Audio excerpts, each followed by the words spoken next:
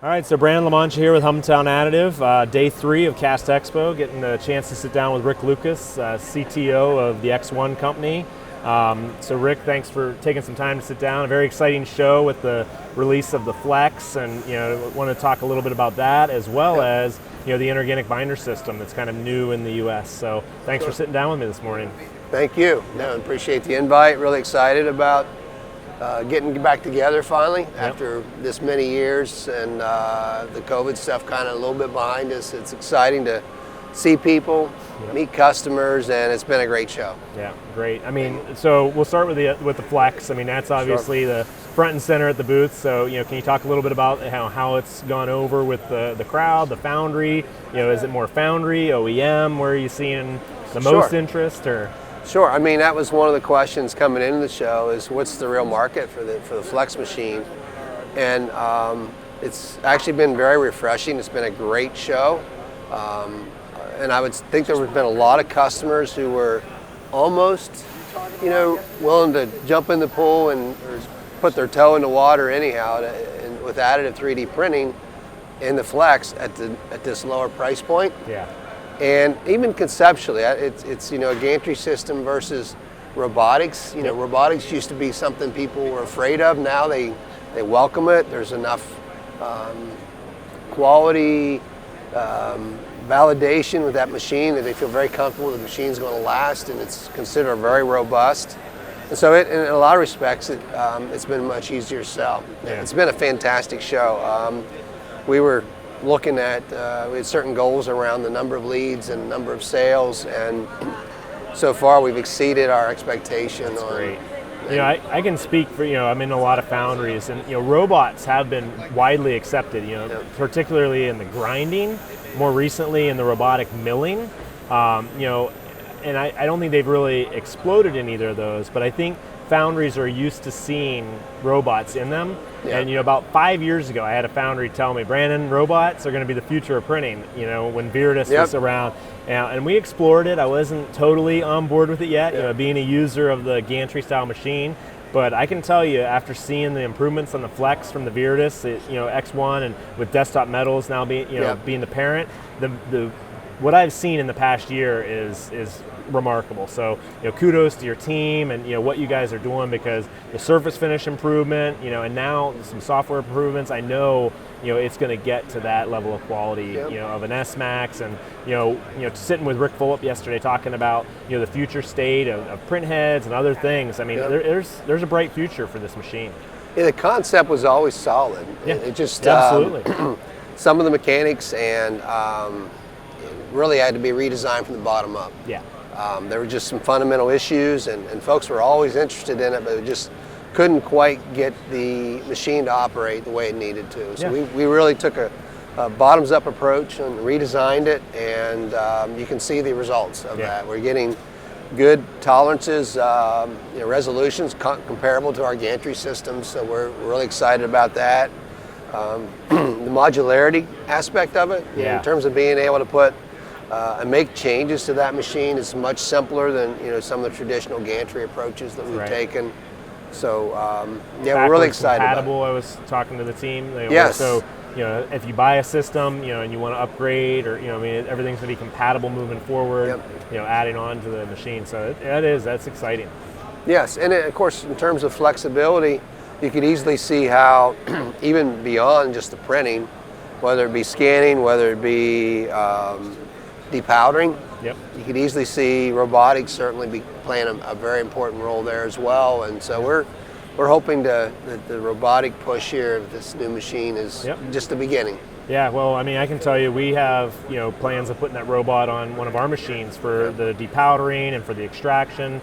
So we're very excited, to work with ExOne to integrate that, because we do. I mean, there is a workforce element, and if we can approach that, from the printing as well as the harvesting, that can definitely be, right now, even on our gantry machines, we get this large box of build of parts that come out, and then the work really begins, right? They run lights out, but when that box rolls out, or when the robot's done printing on the Flex, there is that element. So glad that you guys are looking at that, and the industry's looking at that. Yeah, I mean, labor's a challenge in today's environment, and think that's one of the cool aspects of 3D printing and what we're looking at is that, workers, I'll say new workers coming into the field, foundries traditionally been a very dirty, unpleasant place to work. And now when you look at the scanning aspect, the digital aspect of it, the printing, 3D printing of the cores and molds, and then continue to add automation around all that process, all of a sudden that becomes very attractive for young people and new workers. And I know there's some programs out there recently, some announcements around workforce development and training, the importance of that. So I do think Foundry 4.0, right? That's right. I mean, we got to live up to the hype, and we're a lot of talking about it, but now, we have to, and there's a lot of technology, but like you addressed, I mean, it's the workforce and the people there to support it and attracting them to the industry. And we've had customers come to us and say, listen, anything we can do to reduce the labor, not that you're trying to replace jobs, it's just really hard to find folks interested and workers available to do some of these functions. And so it's almost the market's kind of forced us to look at, where can we deploy automation across the board. So a little shift in the conversation, inorganic. We've talked to, heard some buzz around the show. People talking about it, primarily in Europe. We've both been to GIFA and to Germany, and there's a lot of push there. Like to talk a little bit about the inorganic machine, that we have at Humtown, and moving forward, some of the steps to getting that up and running, and what is ExOne? What are you seeing? And what are you talking about here at the show with people? Have you been hearing anything? So the inorganic binders you pointed out has been really pushed and deployed extensively in Europe, and that continues to grow. I mean, there's a lot of benefits environmentally tied to that binder, and even with certain aluminum castings, there's some benefits. The depowdering certainly is always an issue with some of the binders, and so even for us, there's certainly, you expect the U.S. and Mexico to adopt that. It's been a little slower, but we're seeing that, and we believe that there's going to be continued demand for that. So we're very interested in as a company, and help obviously lead that charge. We've been on the forefront in Europe, and we want to do the same thing here in the U.S. The machine that we've got that's there in Latonia, we're very interested in looking at IOB on that machine to help demonstrate to the market the value.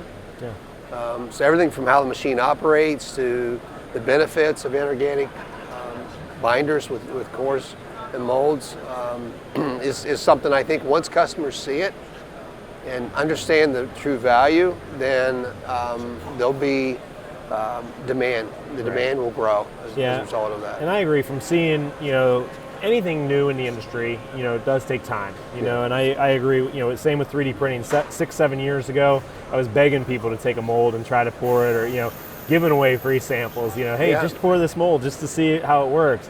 And, once it gets to that adoption point and people see the benefit, recently I was out on the West Coast and I had taken some of the cores, from that printer, and we poured them in a semi-permanent mold situation right next to direct phenolic as well as Furan cores. And one of the things is, it was the odor, that comes off the cores. They were specifically telling me, hey, when we pour this, as opposed to our phenolic urethane or our other processes, our neighbors, they can smell it. They've made complaints. So, the odor even that comes from the binder, let alone a gas defect or anything like that, could start driving, especially in certain areas of the country. I think we will see, demand, start to change over these next few years. I mean, clearly, the foundry industry's been, these customers want it. They see it, they'll believe it. You got to show them that it works. And to your point, it's like once they start using it and they see certainly just the environmental benefits, and even things like simply the smell. Anybody's been in a foundry recognizes it's a very nasty place to work. One of the reasons is the smell that comes off of some of these binders that we're talking about. So that's a huge benefit, and I think once folks start seeing that, and their workers experiencing that, you'll see more and more adoption. Well, we're excited, to be working with you and your team to get the machine operating, and to get those cores out into the hands of the market. So very exciting. There's a new buzz. A refreshing. Coming back to the show and seeing everybody, and we're excited. To leave here, and work on those projects together. So yeah, and I think one of the things that I'm excited personally about, I mean, obviously I've been the CTO for ExOne for about 10 years now. Yeah. Desktop Metal acquisition in December, it's almost like it created, re-energized the company. Even on the sand side, so you think, okay, Desktop Metal is all about metal, but we see a lot of value in the casting side and providing technology and know-how around new tech for castings. Right. It's not just the printers, but the binders, even like, modeling solidification, the value of that, and you talk about, Industry 4.0, casting 4.0, being a technology provider and a driver of that. Yeah. I've seen renewed energy in the company and commitment. You mentioned you talking with Rick yesterday, our CEO. He's very much excited about this, and the response we're seeing at the show for our new machine just reinforces the value in us continuing to invest in the foundry industry, not just in machines, but in binders, and the inorganic binders certainly that will play an important role. Well, and lastly, the tooling aspect, with the Epic tool, and I just talked to a client this week, and he said, I think they were one of the first pattern tools that they had purchased, from Epic, and now it worked so well, they have a new design, and actually I was on my way to the show, he called and said that they're looking at making pattern tooling using that. So maybe a brief moment on tooling, and particularly for the foundry industry, but these machines, like you were mentioning, they print a lot more than just sand, and the use isn't just cores and molds. So maybe a touch on that. Sure. No, really, really excited about what we call Epic engineered particulate infiltrated composite, which is simply it's particulate. As you pointed out, it could be sand, it could be other medias, and particularly in tooling where there's always trying to reduce the weight, improve the strength. We have a lot of everything from vacuum forming, thermoforming, tools for making cores. We're seeing a wide variety of interest in that product. We don't necessarily want to make all the tooling, but we work with the industry to help develop the tech. Because we see a huge market beyond. Imagine a company like Humtown now, and I know you're doing it now. You can print. In the same machine, you could be printing foundry cores or tooling for making some kind of a part. And that just generates higher demand. It keeps machines running and fills the box up. And again, we see this as a growing area that companies like yourselves can leverage the machine to do a lot of different applications. Well, the speed, coming from a tooling background, being a CNC machinist, throwing a chunk of breadboard on a CNC and whittling it down, takes a lot of time. It's a lot of cost. If we can now use a particulate, of a lower cost, whether it's sand or something else, being infiltrated to make a tool, it's a much faster pathway to getting tooling to the foundries. And right now, I'm hearing, 10, 12, 18, 20 weeks for tooling. And we know that we can print something, have it infiltrated, and have a tool in a customer's hand in a matter of weeks. So that's speed huge. is critical right now. It is. Cutting something. If it's at a lower cost, people don't complain about that either. No, as you pointed out, moving lead times from months to weeks. We worked with Humtown. We've done a lot of tools turn around in 1 week. And so the idea of being able to do that is obviously got a lot of value for the customer, and it's done. It's very economical. You look at some of the tooling.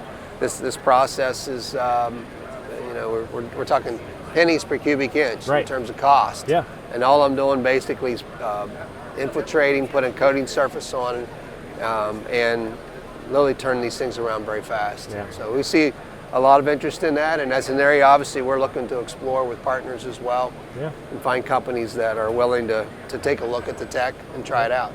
I think it just shows we're, even though ExOne has been producing these printers for many years, and Humtown, we've been operating them for many years, it's, never stop innovating. It never stop looking at opportunities to move forward, and it's been a good partnership, working with ExOne as a machine provider, but now also looking at new markets. It's been very exciting. So thank you so much. Appreciate Humtown too. We've been great partners.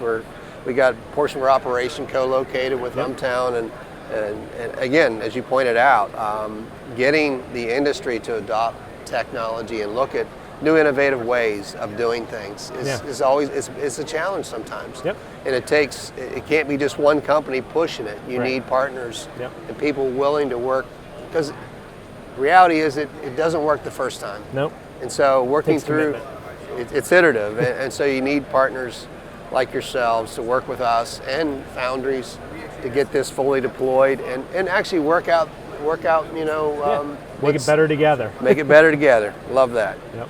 So Rick, thank you so much. Have a great Yep. show.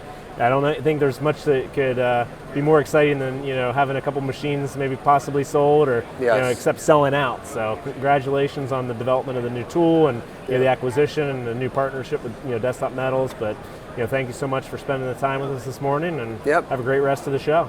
thanks, Brandon. Yep, thank It was you. a pleasure.